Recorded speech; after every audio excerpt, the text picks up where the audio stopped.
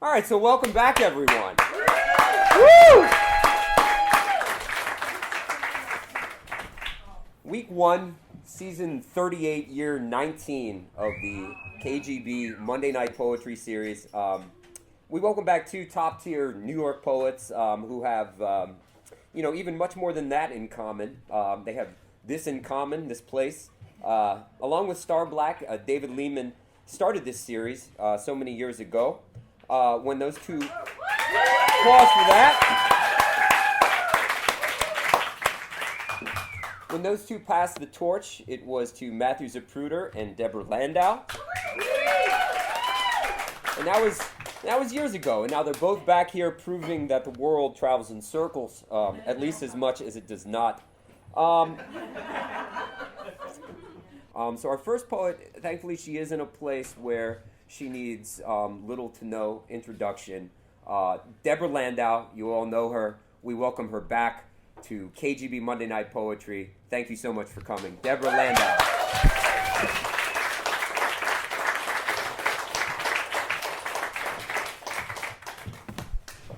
Thanks so much, Matthew. And Allie and John, who's not here, for the introduction. Do I need to lean in more? No, it's fine. You guys can hear? I want to thank you guys for coming. I want to thank most of all David Lehman, who I met like right there, maybe, was it 15 years ago possibly? And he bought me a rusty nail. That was my first introduction to him. It was a good one. And then maybe a few years later, 5 years later, he entrusted me with this series, which opened so many doors. So I'm very grateful to David. And I know so many of us are grateful to David for his poems and for everything that he does for the poetry community. Maybe we could clap.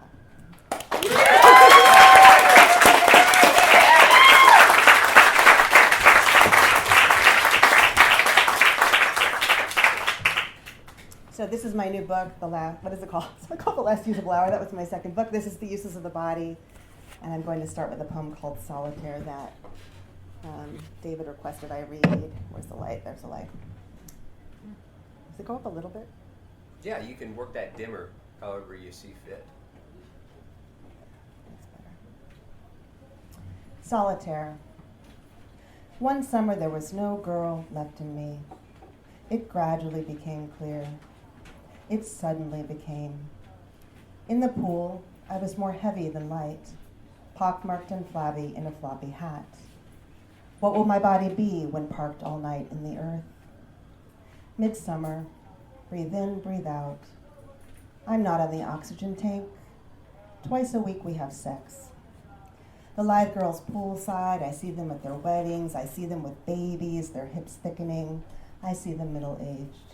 I can't see past the point where I am. Like you, I'm just passing through. I want to hold on a while. Don't want to knot or forsake. Don't want to be laid gently or racked raw. If I retinol, if I marathon, if I vitamin C, if I crimson my lips and streakish my hair, if I wax, exfoliate, copulate beside the fish-licked sea. Fill me, I'm cold. Fill me, I'm halfway gone. Would you crush me in the stairwell? Could we just lie down? If the brakes don't work, if the pesticides won't wash off, if the 7th floor pushes a brick out the window and it lands on my head, if a tremor, menopause, cancer, ALS, these are the ABCs of my fear. The doctor says, I don't have a pill for that, dear. Well, what would be a cure-all, ladies? Gin and tonics on a summer night? See you in the immortalities. Oh, blurred. Oh, tumble rush of days we cannot catch. This book is linked lyric sequences. There's like 5 poems, and they're composed of little fragments, which don't have titles, so I'll be pausing between them. Every summer I'm in Paris directing some writing programs for NYU, and I live across the street from a little synagogue where every day at noon there's a wedding. And at first, I thought this was very charming. And as the months wore on, the days wore on, the month, it just became a kind of a parody of itself. The same set, the same costumes, the same lines, and just like tiny variations in casting. So anyway, I think the seed of the book is actually in that. And this opening sequence is called The Wedding Party. Well, look, the wedding guests are here again. Why not just send a card? Snapshot, snapshot, smile and kiss. But this bride has such a red face. Let her scramble past pardon en route to the loo, evacuate the taffeta, Dyer, and Paunchy. The groom is erect. The groom downed 3 pints and stole from the caterer. He would never be no grown-up. This part will remember, dull and easy, before the spawning and apathy, before the dementia nurse and waiting for mama to die. Silverware, cloth napkins, carafes, gather round, sit pious and clench yourself. What's within should be held in. Choke it down. Medicine for the long haul. No more wildness is why I chose no more wildness. Now scurry ho, before someone else goes down on the bride. Isn't that her in the distance, up the pole? By pineapple, by pamplemousse, we find ourselves back at the table, armed with forks and particular ideas about what to drink. Go on, order what you want. Turn up the music, you. Lucinda, you have a great voice. You have a lovely gone face and teeth, oh gums, pink and alkaline. We live in the city, with crowds of fallen. Soon I am dead, and soon you. We'll all be dead together, Anne said. Marie, you are not unclean. You are rose-oiled and shiny, and ensconced in the corner with the witty anesthesiologist, inhaling lady smoke at the cafe. It's a pleasure just to watch you scratch the crud off your lotto ticket tonight. Then in comes Jackson, looking like he's left his wife. And again Larry is extending his feelers toward Clarice. Larry, what gives? You'll soon lose interest, eh, Mr. Candlelight? I want to give you a good close reading. Come this way. Oh, skin, what a cloth to live in. We're not at the end of things. He's tuxedoed, and I'm in a cocktail dress. How gussied up we get. Drink this, roll that. Another sender, different gender. We're going to hit a winner. We're going to swallow vodka and slap down money and stand around frocked and gossiping and bleed a little in the bathroom from earlier today when we were a little minx. He really is of the masses, Mama said. Ladies and gentlemen, introducing Mr. and Mrs. of the moment now, and dancing. Mr. and Mrs. End of Suffering. Mr. and Mrs. Safe and Headed Where. In the reach of night she'll have him, he'll have. A series of days filled up and emptied, a welcome closeness, a womb. He pours her a fizzy one. She pours him hers. Let's keep on doing this. Let's do it together, a bit drunk and full of wishing. 2 people jumping out of a building holding hands, R said.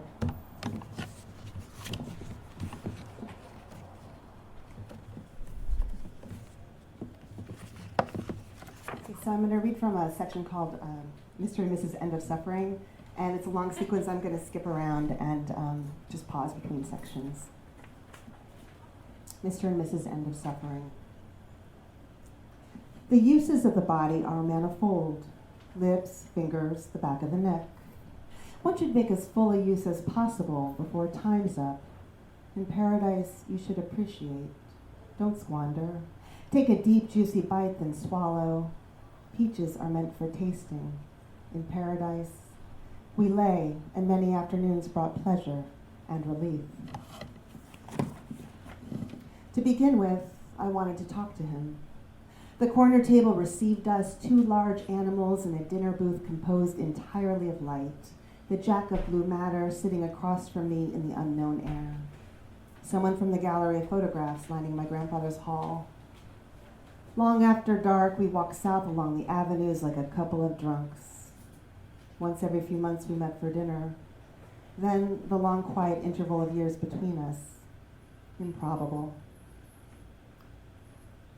In opera, you get what you need. It's not marriage. A man to sleep with. A place to lay my head at night. He knows every road of me. Can find the turnoff without a map. can drive along the low stone wall in the dark until he reaches the open field, and I go with him, countryside. I haven't broken any law. I'm in my own car, staring into my own parking place. He's my my accomplice. I hardly see him.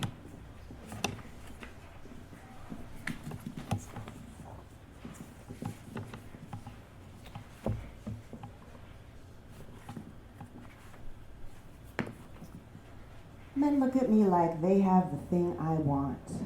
That somber, hungry force field smack on. It lies there. Is he aware? I cannot see where this will end. I can see where I need to go, but never get there. When I lie in bed, my limbs go numb. When the sky darkens. The urge is there, but also the mandate to tamp it down. Always the urge, always the mandate. You're still young, Paul says, but youth will burst all at once and be gone forever. The uses of the body are wake up. The uses of the body, illusion. The uses of the body, rinse, repeat, to make another body. September, draw the blanket up, lace your shoes. The major and minor passions, sunlight, hair.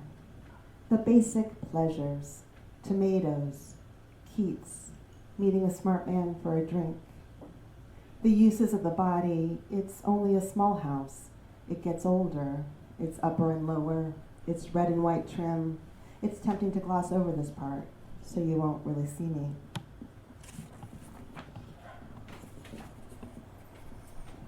The uses of the body are heavy and light. Bellinis, cradles, carousels, biopsies, sobriety, sensible shoes. I am cozy. I am full of want until chest pain, until a heavy cramp, the pain of form. See how caught up we are in our habitual flying patterns until we have to look the unfair doctor in the eye. The genitals are irrelevant then.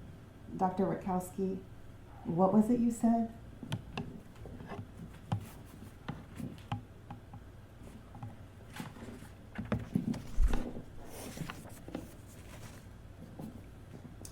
Before you have kids, you get a dog. Then when you get a baby, you wait for the dog to die. When the dog dies, it's a relief. When your babies aren't babies, you want a dog again. Yeah. These sad things, they have to be. I go into the kitchen thinking to sweeten myself. Boiled eggs won't do a thing. Oysters, Lysol, peanut butter, gin, big baby face, getting fed. I am 20. I am 30. I am 40 years old.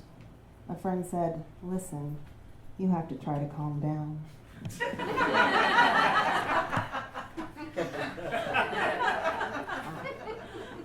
At night, down the hall into the bedroom we go. In the morning, we enter the kitchen. Places, please. On like this, without alarm. I'm the talker and taker. He's the giver and the bedroom man. We're out of order, but not broken. He says, let's make this one short. She says, what do you mean? We set out and got nearer. Along the way, some loved ones died. Whole summers ruined that way. Take me to the door, take me in your arms. Mother's been dead a decade, but her voice comes back to me now and often. Life accumulates, a series of commas, first this, then that, then him, then here. A clump of matter, and here we are. Minutes, years. Wait, I'm trying to establish something with these people. Him, her, him. We make a little pantomime. Family, I say, wake up. The sentences, one, then another one in a line. And then we go on like that for a long time.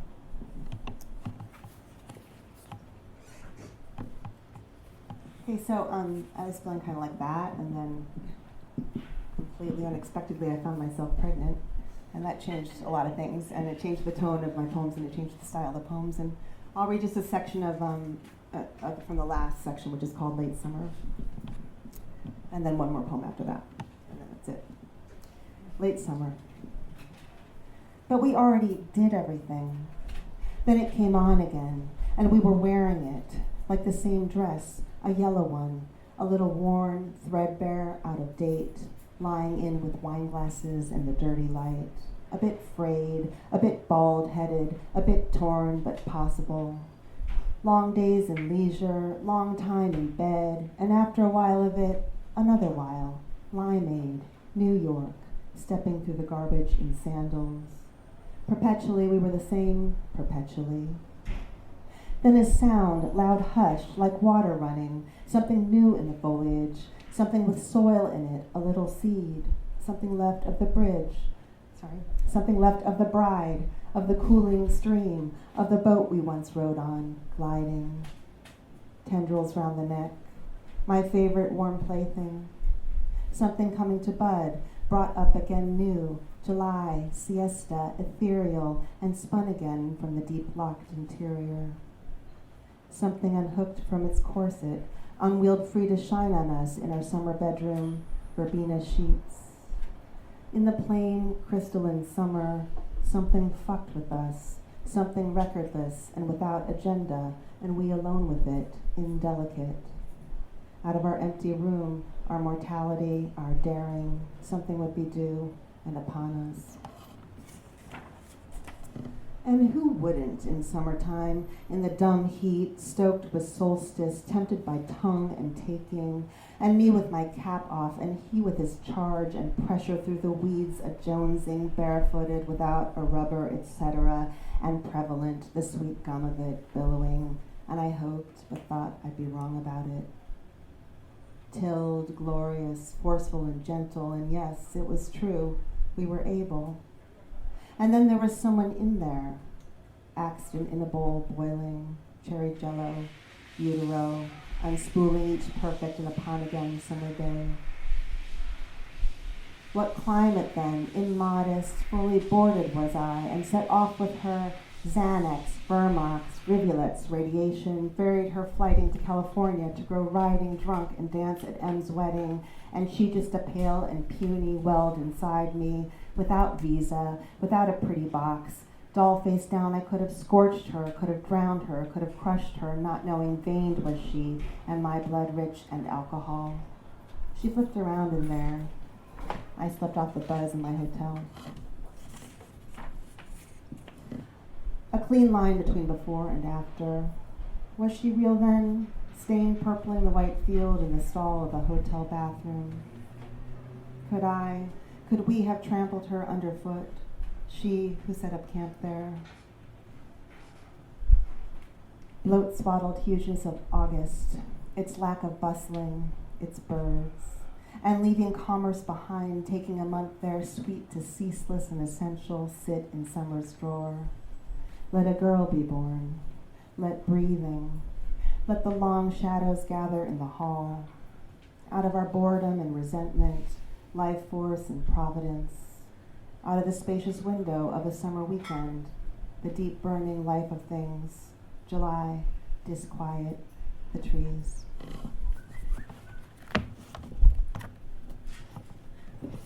I'm going to end with the first poem in the book. It's called I Don't Have a Pill for That, which is a favorite saying of a favorite doctor of mine. I don't have a pill for that. It scares me to watch a woman hobble along the sidewalk, hunched adagio, leaning on. There's so much fear I could draw you a diagram of the great reduction. All of us will soon be way back when.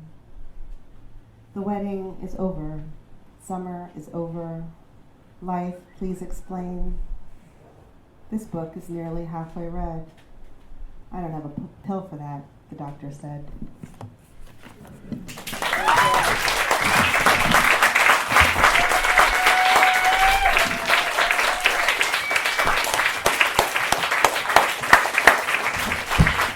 Keep it going just a little longer for Deborah Landau.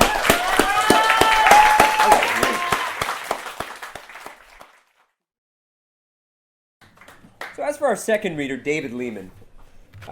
In thinking about David Lehman, in thinking particularly about David Lehman's mind, I realized that the first three metaphors I could come up with for it, a steel trap, a broad swath of permanently sticky fly paper, a sponge, all had to do with living things. A sponge is a sea creature, after all. And I sat there scratching my eyebrow for a second, and I realized all of these metaphors were a little dark. Then I thought of the ark as a metaphor for a human mind, and it really is the apotheosis of mind metaphors. It grows out of a need for itself. It is capacious. It fills itself according to a plan, according to an imperative of love for the world, and it helps the future come to be. Lehman's mind is an ark. If you've been lucky enough to know him, you know this. Now, I like to make predictions, as who doesn't, and I'd like to predict that more and more David Lehman's mind will be realized to be an ark by the culture at large, having as it does the whole second half of the 20th century in it, and what we have so far of this one. And the times haven't merely been remembered, they've been considered, chronicled, synthesized. And as for poetry, his mind has more poetry in it than anyone's I've yet met. What you can learn from David Lehman's poems is the power of motion and the power of love for life. If you keep moving and you keep loving life, there will be poetry every day. Your eyes will alight on what's wonderful and odd in a scene that's otherwise familiar. Your ear will single out a sentence spoken on radio, connected to Schopenhauer, and will mix with the time of day, and suddenly there will be depth, feeling, an explanation of feeling.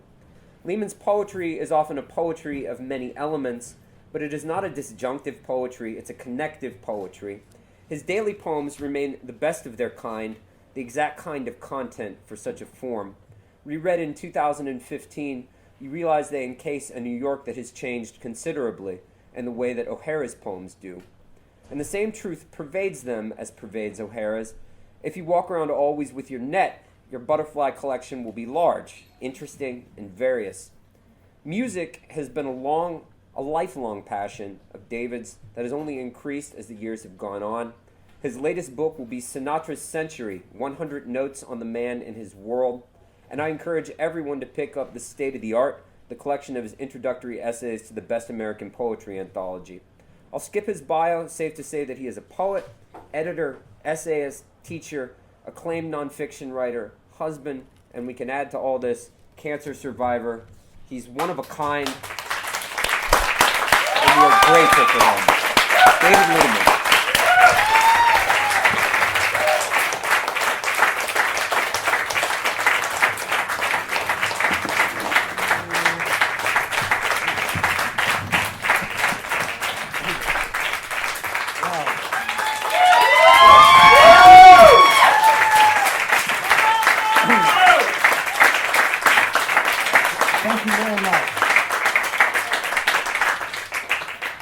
Like Deborah, I feel like asking if you can hear me, Bill. I can. Oh, good. So far. Well, thank you, Matthew Yeager, for a wonderful introduction. Matthew is a tremendous poet and constructor of interesting functional furniture. But he also writes about the best introductions that anyone has in the history of this series, and we have several generations of co-directors from this series, including Megan Jimenez.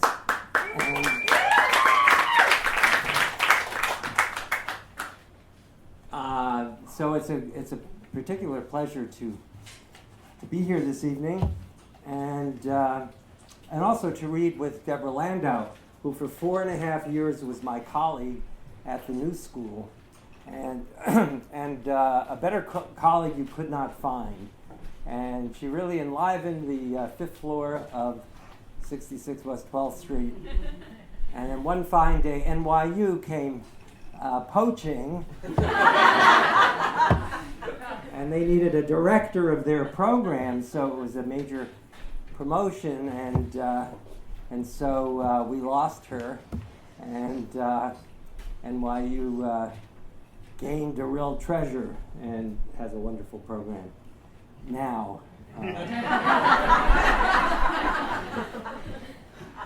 I could say a lot more about what a wonderful program it is, but it would be like Pepsi saluting Coke.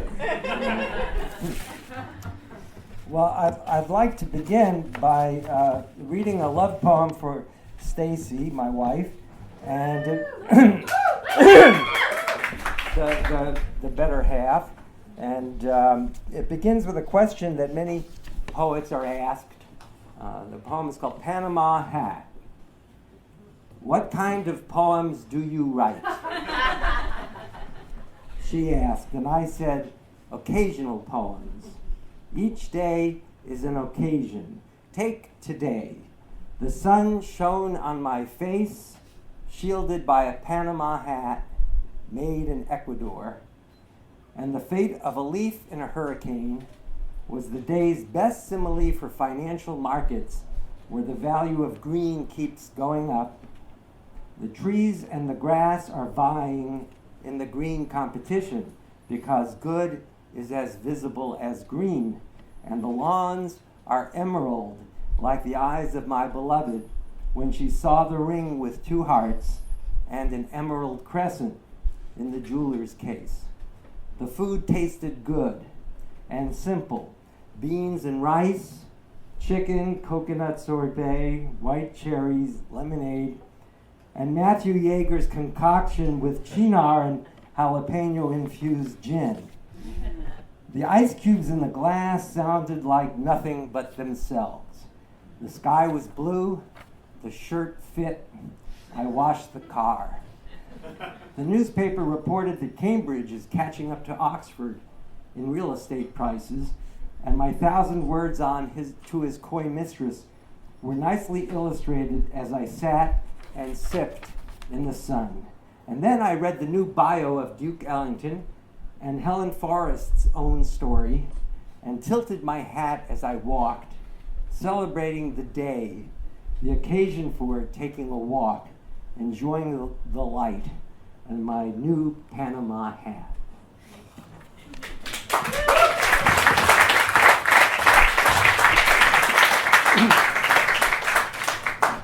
Well, I wrote a book called Sinatra's Century. It's about this singer.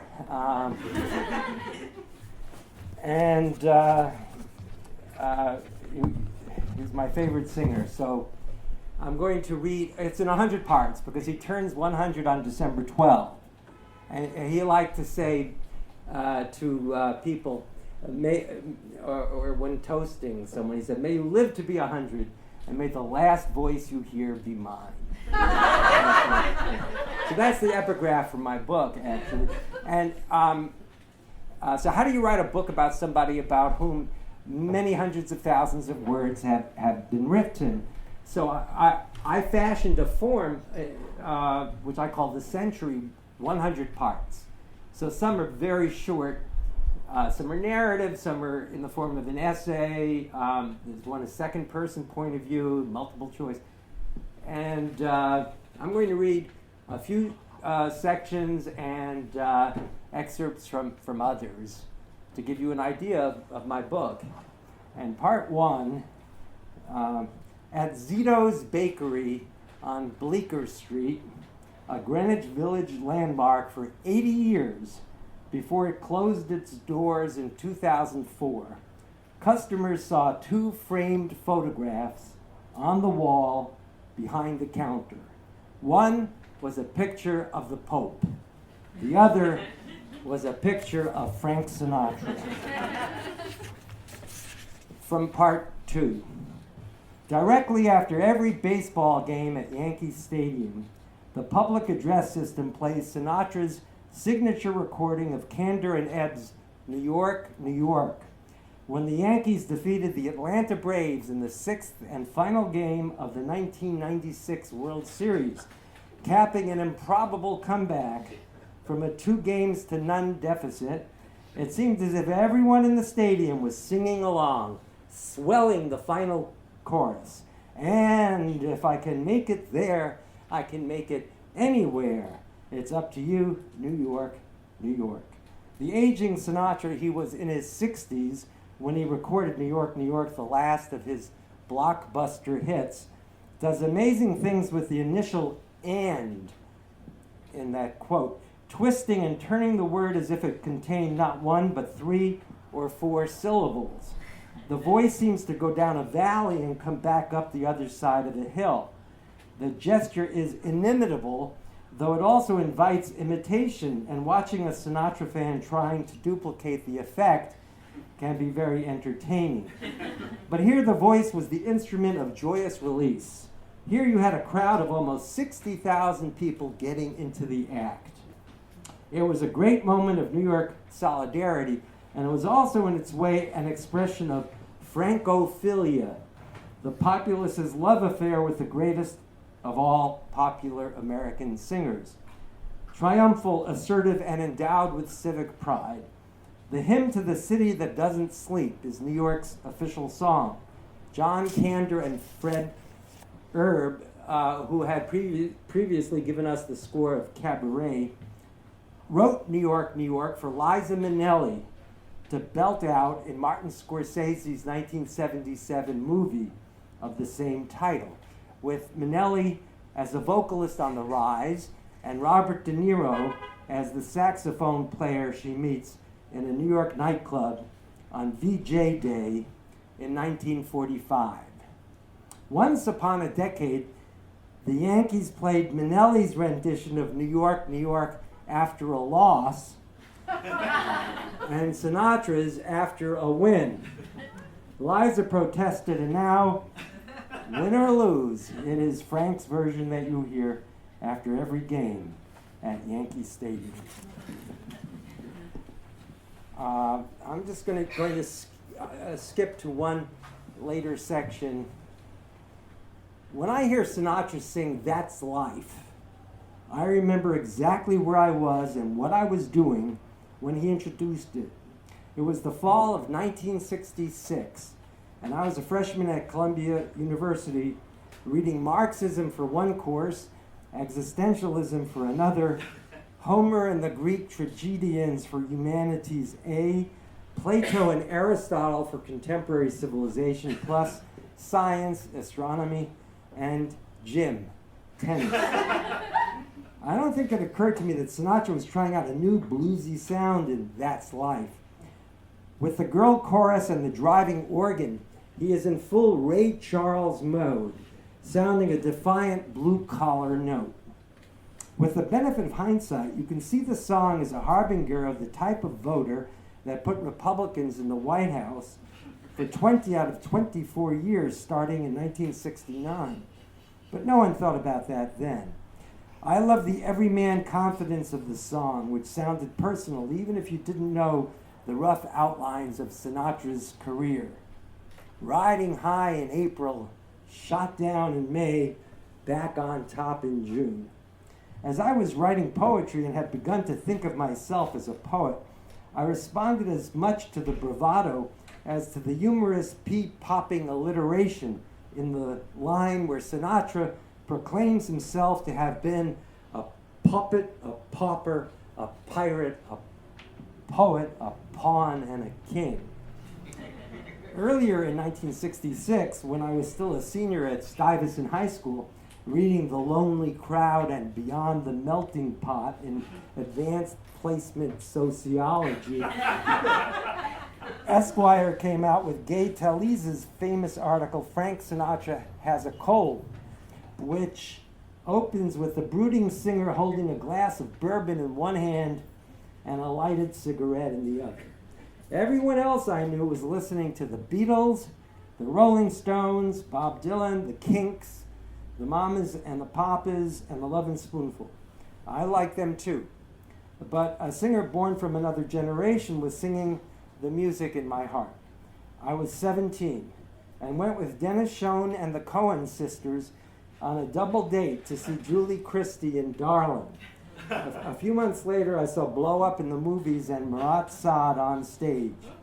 I bought September of My Years and listened to Last Night When We Were Young. It was a very good year. All right, this is the end of a chapter, but it's about his mom. Dolly Sinatra, a feisty embodiment of Hoboken civic pride, delivered her opinions with authority all her life. During World War II, she was furious with President Roosevelt for calling the Italians, quote, a lot of opera singers, end quote, and therefore a less dangerous foe than the Germans. In 1944, when Frank failed to come back to Hoboken to help his mother with a political campaign, she scolded him, "But you campaigned for that Roosevelt." In January 1977, a private plane was carrying Mama Sinatra from Palm Springs to Las Vegas, transporting her and a friend to Frank's opening night performance at Caesar's Palace when it crashed en route. Dolly died in the crash. But in her son's consciousness, Dolly retained her force as a font of opinion and judgment.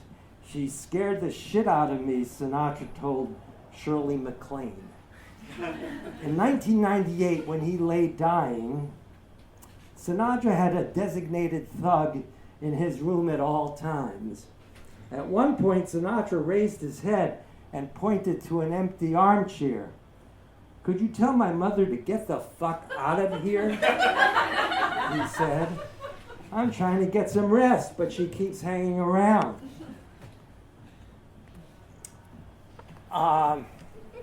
Skipping again from part 16.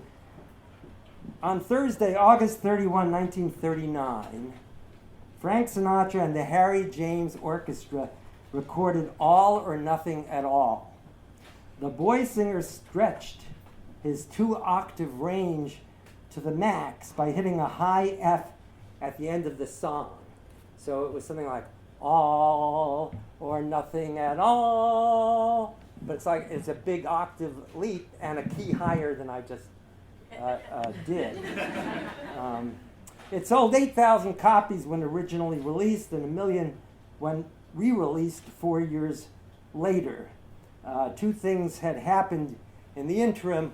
One was a disastrous musicians' strike, so that for 1.5 years, the only music you had in recordings were vocalists with a cappella background, which is really awful. The second thing that had happened was the phenomenon, call it what you will, swoonatra, the rise of the unlikely bony heartthrob with the big Adam's apple, the voice that has thrilled millions. On Thursday, August 31, 1939, Germany issued an ultimatum making 16 demands of Poland and its allies, none of them realistic, and Britain began evacuating children and invalids from London to country shires. The next day, Germany marched into Poland, firing the first shots of a conflict destined to end in the unconditional surrender of one side or the other. The ambiguities that marked the end of World War I would stand as a lesson to President Roosevelt. This time there would be no negotiated outcome. This time it would be all or nothing at all. The next band that Frank Sinatra sang with was the Tommy Dorsey Orchestra. And I tell the whole story about how you have to read the book.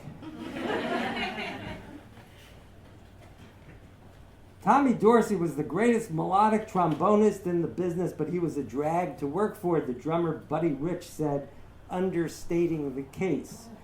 TD's theme song was "I'm Getting Sentimental Over You." And there's a quality to his playing, perhaps especially when he mutes his horn, which, for want of a better word, one might call sentimental, sweet, or soulful. But he was anything but sentimental in matters of money. When Sinatra decided to go out on his own, Dorsey forced him to sign a punitive contract that would grant Dorsey a percentage of all the singer's future royalties. Sinatra thought it worth the risk. Later, he managed to slip out of the contract altogether, although it cost him plenty. "I hope you fall on your ass," Dorsey told the singer. Dorsey wanted Sinatra to fail, and Sinatra never fully forgave him. though he did turn up unannounced to toast the band leader and sing at a memorable Dorsey tribute in New York City in February 1955, when Dorsey was a dying man. Years later, in Los Angeles, in June 1979, about 22 years after the death of Tommy Dorsey, Sinatra introduced Harry James to a live audience. James was a great guy. James had let him out of his contract after only 6 months. And then there was Tommy Dorsey, Sinatra said. And when I wanted to get out of my contract to him years later, it cost me $7 million. Suddenly, the specter of Tommy Dorsey materialized before him as a ghost before a Shakespearean prince. You hear me, Tommy? You hear me? I'm talking to you. On December 30, 1942, at the Paramount Theater in New York, in Times Square, the Benny Goodman Band was the main attraction. When Goodman took a break, comedian Jack Benny, doing somebody a favor, introduced the next act, a kid he didn't even know. What followed the mention of Frank Sinatra's name was a deafening roar. 5,000 kids stamping, yelling, screaming, applauding. I was scared stiff. I couldn't move a muscle, Sinatra would say later. When the roar went up, Goodman, with his back to the audience, turned around and snapped, "What the fuck was that?" What it was a brand new phenomenon. Frank was the first boy singer to trigger mass teenage female hysteria, more than a decade before Elvis, and a score of years before the Beatles. And it is worth noting that Swoonatra's Bobby Soxers had the good sense to time their cries of rapture in such a way that you could still hear the words of the songs. Keith Richards of the Rolling Stones encountered something similar 20 years later. Quote, "The power of the teenage females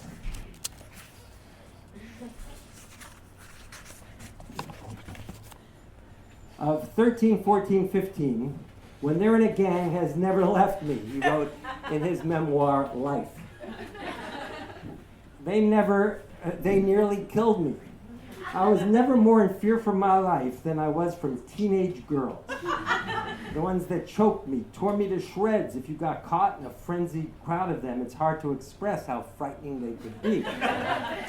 You'd rather be in a trench fighting the enemy than to be faced with this unstoppable killer wave of lust and desire, or whatever it is. It's unknown even to them. The cops are running away and you're faced with this savagery of unleashed emotion.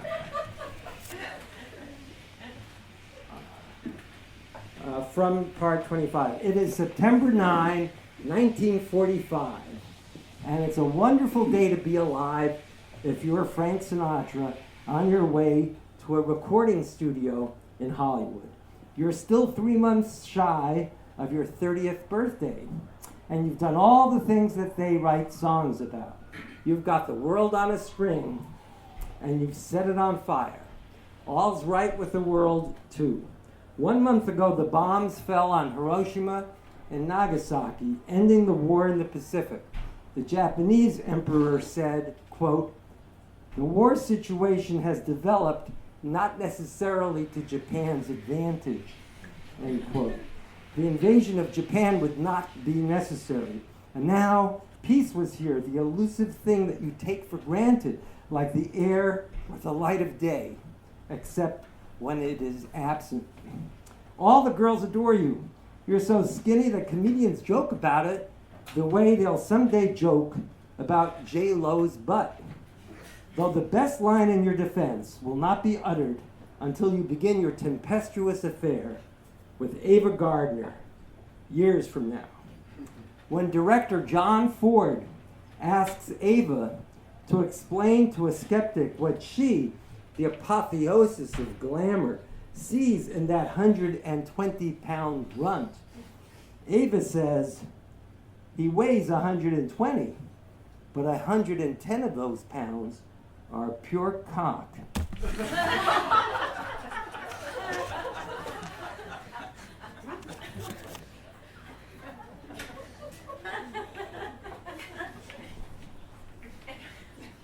Ava and Frank became an item in 1949, the year that On the Town was filmed with Sinatra, Gene Kelly, and Jules Munchin as the three Navy sailors on 24-hour shore leave in New York City. In the time-honored tradition of the Hollywood in-joke, as when in a movie Cary Grant refers to Archie Leach, or Tom Ewell is accused of harboring Marilyn Monroe behind a closed door, Ava is name-checked in the film. When a pretty girl floats by the three sailors like a melody, and Kelly looks unimpressed, Jules Munchin says, "Who you got waiting for you in New York, Ava Gardner?" Ava and Frank tied the knot 8 days after Nancy Sinatra got her decree of divorce in 1951, but it was no honeymoon. The couple's bitter quarrels added to the sexual intensity of the relationship. The pattern repeated itself with variations. He would pursue her, woo her, they would reconcile and have the world's greatest make-up sex, and as soon as the post-coital cigarettes were stubbed out, the bickering would begin anew. From the start, people had warned Ava about Frank. Why didn't she listen? Quote, "He was good in the feathers." You don't pay much attention to what other people tell you when a guy's good in the feathers, she said. And in the same vein, we were always great in bed.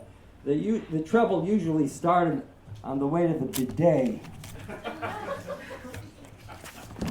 All right, this is the whole of part 52. After Sinatra died, I overheard someone say scornfully that he was overrated. Without his voice, he would have been nothing. There must be a rhetorical term for such a statement.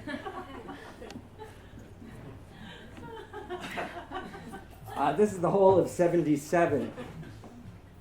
Tina Sinatra, the youngest of the three children, on her dad.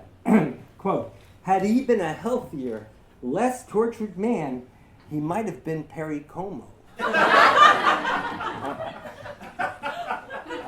I'm always nervous that people won't know who these people are that I'm talking about. Where's the Richard Burton section?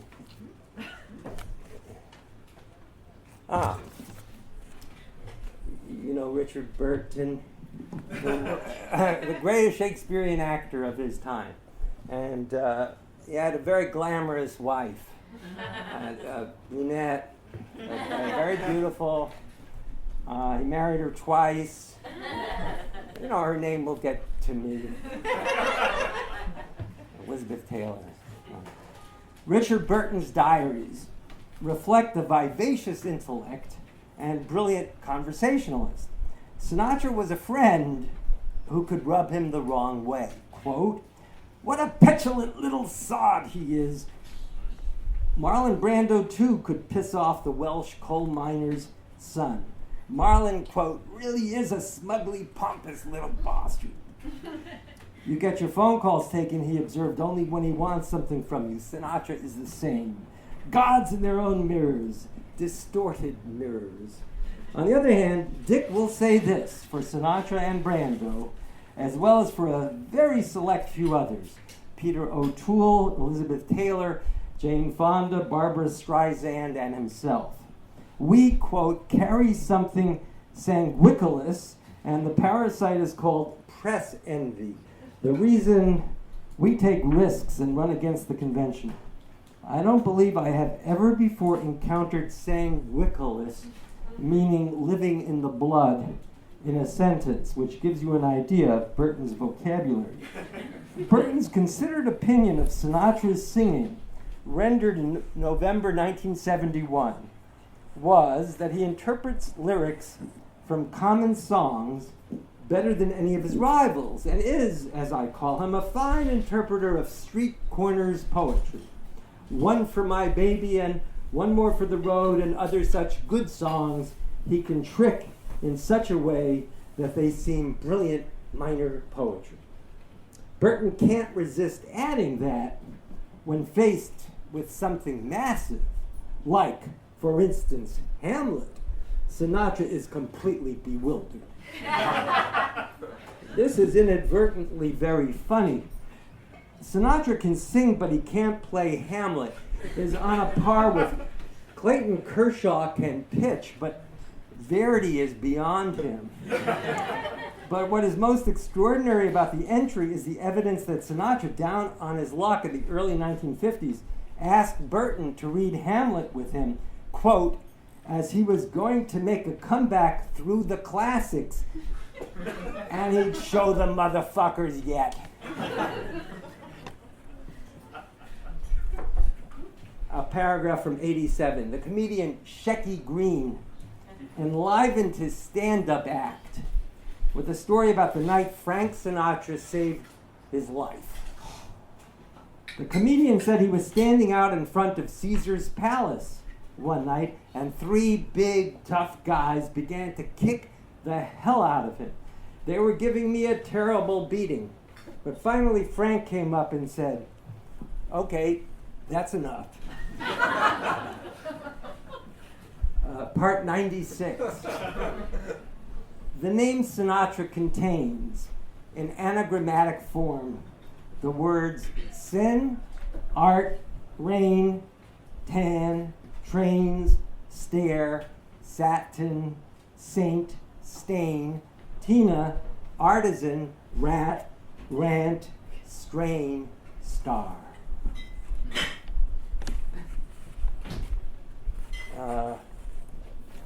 From 100. There is or should be an anthology of immortal epitaphs and choice standards for weepy moments at funerals. At the funeral of the painter Larry Rivers, who played saxophone and did a little singing, the mourners listened to a tape of Rivers singing, "Everything Happens to Me." At Sinatra's funeral, the theme music of his radio and television shows was the obvious choice, "Put Your Dreams Away." Emily Dickinson's epitaph is the suitably spooky "Called Back." Charles Bukowski's gravestone advises, "Don't try." Talk show host Merv Griffin opted for, "I will not be right back after this message." On Johnny Mercer's gravestone, you will find the title of the lyric he wrote for a Ziggy Elman melody, "And the Angels Sing." Sinatra's final resting place bears the most optimistic of epitaphs, the title of the Cy Coleman Carolyn Lee song he made his own in the 1960s, "The Best Is Yet to Come." And the book ends with one of these daily poems to which Matthew adverted. It was the one from May 15, 1998. And that's the day, New York time, that Sinatra died. In California, it was the evening of May 14. I was writing a poem a day for a couple of years, 5. I must have been out of my mind. Sinatra, snapping out of the haze, noticed me sitting across from him. "Who the fuck are you?" "Just another fan," I said. "On the day he died, I played Close to You and Only the Lonely last night when we were young, and figured out my last message. I mean, what I would say to him now. Your goodbye left me with eyes that cry. On the other hand, you left me the history of your voice, the record of the American century from Roosevelt to Reagan. You will live on. Whenever I need to hear you, it has to be you. Sing, I Get Along Without You Very Well, Strand's favorite, or I'm a Fool to Want You, my choice, when your lover has gone." So.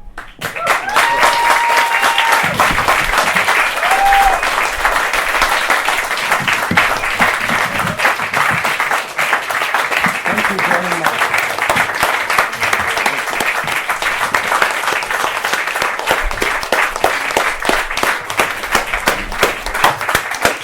Oh, keep clapping. Keep clapping. And add some back in for Deborah Landau as well. Unbelievable.